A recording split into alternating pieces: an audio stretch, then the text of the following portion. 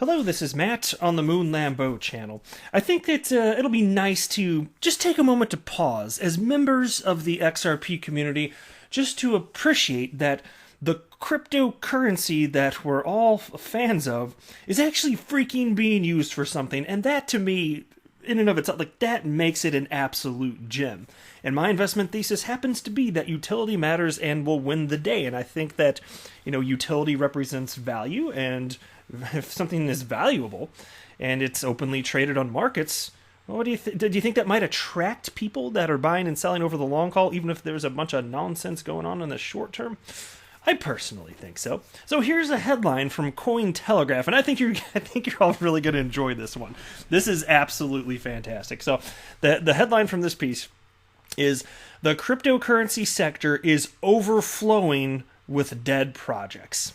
And here, on the flip side, you have XRP being utilized in the commercial production of on-demand liquidity, which is legitimately today, every single day, changing the way that money moves around the planet. Might that actually be important? The fact that a real problem has been recognized and solved, right? I mean, it's, well, certainly in the corridors in which on-demand liquidity is available, there are more corridors that will need to be built out, but it works where it's used. That's astonishing, right? I know, such a novel idea, utility, right? And so I'm going to run through this a bit, and I also want to draw a comparison to what happened in the dot-com boom and bust cycle, specifically with Pets.com, which is the most notable failure in over the course of that market cycle. And I just, so I got some things I just want to share with you on that. And there's a cool parallel because one of the failure coins here within this Cointelegraph piece, it has to do with pets. How about that? People trying to keep dragging money into all sorts of technical hoo-ha and what's its crazy, man. If there's no business model behind it, then you're probably gonna have a bad time. Just saying. Before we go any further, if you would please delicately tap the like button, and if you're a fan of XRP functionally being used in the frickin' world, how about that? Go ahead and subscribe to the Moon Lambeau channel in, I don't know, in a fit of joy or some such thing. Here's a tweet I wanted to share from King Solomon, who wrote the following: XRP is still the standard until proven otherwise. Bitcoin has a name. Ethereum has a contract. XRP has a future. And so I thought that tweet would just perfectly kick off this video here. A shout out to Poochie for tagging me in this piece here, who also wrote, "As Moon Lambeau always says, utility matters, utility matters. Say it again, utility matters." And yeah, I could not agree more. And now, to be clear, of course, I don't have a financial background. I'm not offering financial advice, and you shouldn't buy or sell anything because of anything I say or write, but I do think it's fun to talk about this stuff and just as a hobby and make YouTube videos. So in we go. In 2017, when everything concerned with cryptocurrency and blockchain still looked fresh and interesting, it seemed that there would be no day without a new revolutionary project or idea. Decentralized financial system, decentralized torrent tracker, decentralized office documentation system, decentralized, decentralized, decentralized. The overuse of terms like transparent, distributed, and blockchain-based soon made most press papers look generic. The closer we got to the peak of the Bitcoin price at the end of 2017, the more absurd the names of new projects became. Here's some real-world examples. Ethereum-based payment system for slaughterhouse industry workers. Woo! Decentralized blockchain-based dwarf horse breeding platform. You gotta love this, man. I told you, we're gonna have a good time with this video, man. This is a good one right here. Here's another one. These are real. I swear these are real. The third one. Peer-to-peer personal banking service for divorced blind people. What the hell? Do they have some sort of serious centralization problem there? Like, what in the ever-loving hell is going on in these people's minds? Look, and that's why I keep saying, like, there's a reason that XRP, although its position in terms of market cap has moved a little bit over the years, not much. It's been in the top roughly 5 over the last, like 8 years. There's something to that. Even with a nascent asset class like this that I don't believe is sufficiently parsing out the differences between cryptocurrencies based on merit, usage, and potential usage, it's there's still something there. There's some of us that are keeping it propped up there because we do believe utility matters, or else it wouldn't be there. Even then, it's still, generally speaking, XRP obviously is following the price action of Bitcoin, as is every other altcoin. But anyway, who would ever need any of that, one might ask? Well, in many cases, nobody. Of the several thousand cryptocurrencies launched since the spread of blockchain technology, only about 30 are currently of any investment interest. And they link to this piece from Forbes. And this is from November 19th of 2019, so almost a year old at this point. And this was interesting to me. And right here, I just want to cover just a brief portion of this. When I last looked, there were 350 cryptocurrency exchanges, and there were probably a lot more after I last counted them. During the crypto bubble, they were popping up everywhere. Now they are dying away. And they go into cite here. Let me jump down just a little bit. Here we go. The world doesn't need another Bitcoin. Well, it probably does, but it doesn't need another 2,000. There are lots of cryptocurrencies out there, but when you strip the Ethereum tokens out of the universe, there are left perhaps 30 cryptocurrencies of a scale that would be considered listable were they a stock. At most, there are 150 relevant distributed cryptocurrencies. And so it's fun to look at. So I pulled up coinmarketcap.com, and I just went straight to the bottom. The last page of cryptocurrencies, they are listing, CoinMarketCap is listing 3,860 cryptocurrencies. So from when I joined more than, just a hair over 3 years ago, the number of cryptocurrencies has more than doubled. And that's just the ones listed here. There are others, depends on where you're looking and counting, that say there are over 7,000 cryptocurrencies. We don't need a new form of money for every freaking business idea. We don't need everything literally to be distributed, right? We don't need everything decentralized. Yet, this is what happens when you have a mania around a new technology. Now, following cryptocurrencies, many crypto exchanges launched on the wave of blockchain popularity are dying. They just have nothing to trade anymore. The situation is especially visible on review platforms, which store cards of hundreds of closed projects, often together with angry user reviews. Now, look, I won't pretend to know the magic number of cryptocurrencies that are needed, but I will say that from country to country, it's typically the case for regulatory reasons that you're going to need at least one per country. So even that would be somewhere in the neighborhood of 200, depending on who you are and how many countries you recognize actually exist in the world, because even that's disputed. But still, you would think at least that, and then in some countries it won't be surprising that you have competing exchanges. Yeah. So as far as the magic number, I don't know. If this thing goes into like a multi-trillion-dollar asset class, perhaps tens of trillions as an asset class crypto, even if there aren't that many coins, that's not really the metric that will matter the most. It's more about volume, liquidity, all price action associated with all that that's going to help to drive all of this here. So you could certainly, it makes logical sense to me that most of these cryptocurrencies go away, but actually having more cryptocurrency exchanges than cryptocurrency doesn't sound that crazy if there's tremendous volume around them, right? That's just my humble opinion. So take a look at this one, a Telegram Open Network, or TON for short, TON in all caps. In late 2017 to early 2018, it was reported that Telegram was planning to launch its own blockchain platform and native cryptocurrency. Also known as Grams, the TON coins were intended to be based on Telegram Open Network, with the TON blockchain at the core of the platform. In the project white paper, the developers presented this future coin as a potential standard cryptocurrency that could be used for the regular exchange of value in daily life. Does that not sound like the most generic thing that you could possibly have? Where's the real world problem? What's going on here? It was stated that while Bitcoin was considered digital gold and Ethereum was a platform for token crowd sales, this new TON cryptocurrency would be a substitute for traditional money and traditional payment systems such as Visa and MasterCard. According to the white paper, other cryptocurrencies lacked the qualities required to attract a mass consumer. In its turn, Telegram would be able to implement a system eligible for mass use given its expertise in encrypted distributed data storage, experience in creating user-friendly interfaces, and an enormous user base. While the company did have a point in part of its claims, to me, all of it looked like a huge PR campaign. Why should Telegram implement this new financial system and not some corporation with experience in the financial services industry? How would it be able to distinguish this new cryptocurrency from other similar products?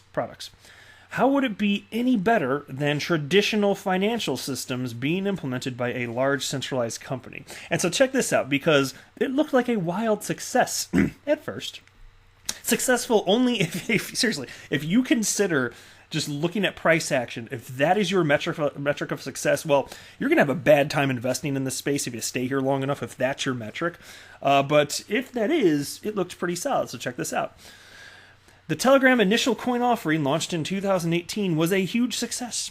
The company was able to raise $1.7 billion from investor funds in 2 private token sale rounds, and that was really promising. But it didn't end well. On May 12, 2020, Pavel Durov announced that Telegram would officially terminate its involvement with the project after a long legal battle with the United States Securities and Exchange Commission. Surely the company didn't have the legal resources necessary for implementing such an ambitious idea. Most likely, technical difficulties and strong competition on the market also played a role. So please, contrast that with XRP being sufficiently decentralized, on the market for the better part of a decade, and used in the implementation of commercial-ready software. We're talking about enterprise-grade software. There is no comparison. And so we have this before the rest of the world even knows that cryptocurrency exists. Well, most people don't, or haven't invested, even if they've heard of it. And even if they have, who has done sufficient research to understand the true utility of XRP? Because I'll be honest with you, it's not easy to get to the truth of everything.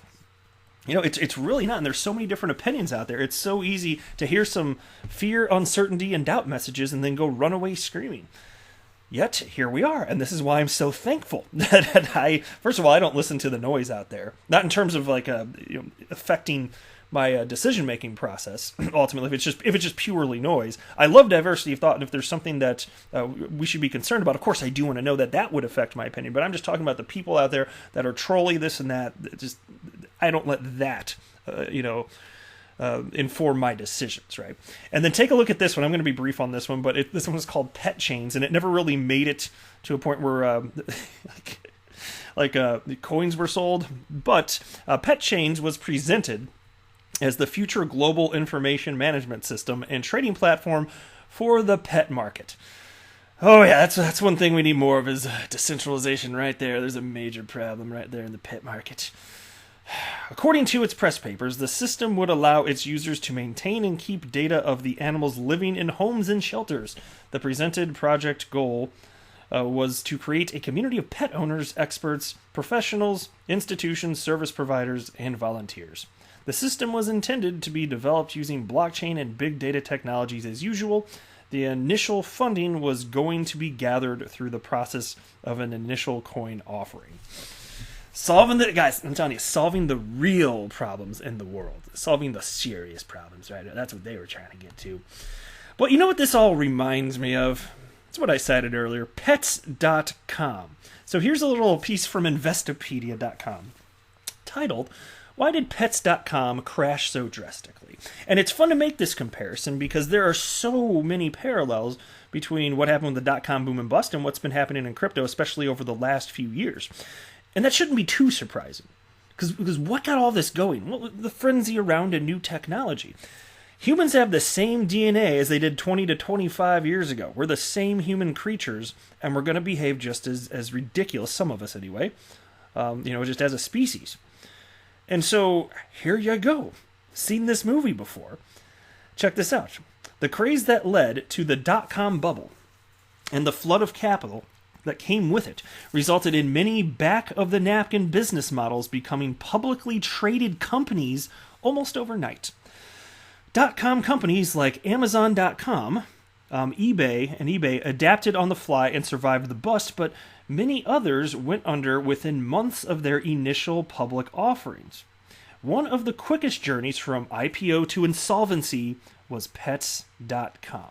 And so think about this. Even though there were tons of companies that had no business being freaking companies and having funding just because they threw a .com on the end of their business name, there were some gems in there, weren't there? Think about this. And there are some people that weren't buying and selling purely based on emotion. There are people that, as Amazon stock was tanking, not because they fundamentally did something wrong, but because the market as a whole was tanking. There were people that saw that. And what did they do? Did they panic sell the bit of Amazon that they held? Well, the ones that were in the know and felt very strong about their position, they just doubled, tripled, quadrupled down and bought more.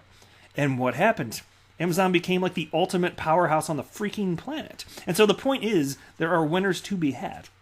And if indeed, and I'm not offering financial advice, I'm just sharing my opinion, but I believe that there are parallels here with XRP specifically, because if I'm right and utility matters, and if XRP continues to be adopted sufficiently, which is not a guarantee, I acknowledge that, but if it does, what do you think's going to happen? Humans, are they going to recognize true value and put their money, invest in such a thing that represents such value? And there aren't that many of them in the world of crypto right now, and that's why this is all so exciting to me. And so here you go, the rise. Pets.com was based on an Amazon-style internet purchasing system where users ordered pet supplies from the website and the company arranged the delivery. During the dot-com bubble, Pets.com was one of 4 online pet stores that popped up during this time.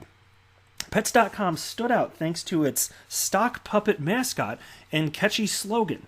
The Pets.com sock puppet was so popular that it was a balloon in the 1999 Macy's Thanksgiving Day Parade. And I pulled up a picture. If you care to look at the screen of whatever device you're using, there it is.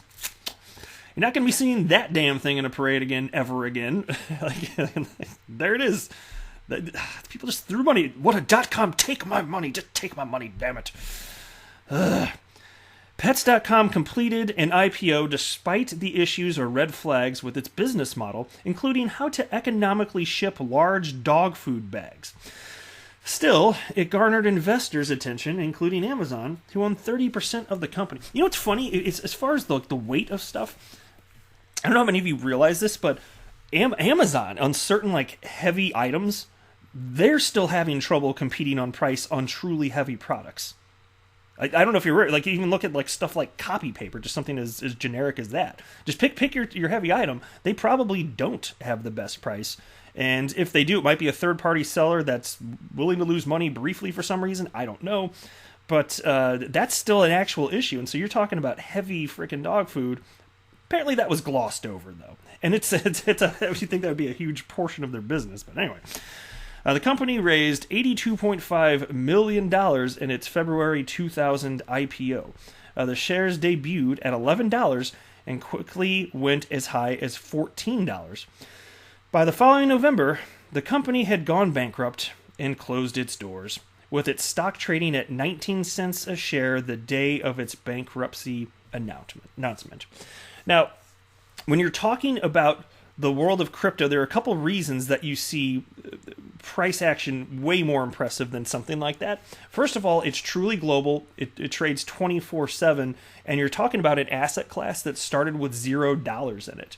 Whereas even though you're talking about the dot-com boom and bust here, there were already stocks, wherever you're trading, it was still a piece of that. Whereas with this crypto, you're talking about an entirely new asset class here.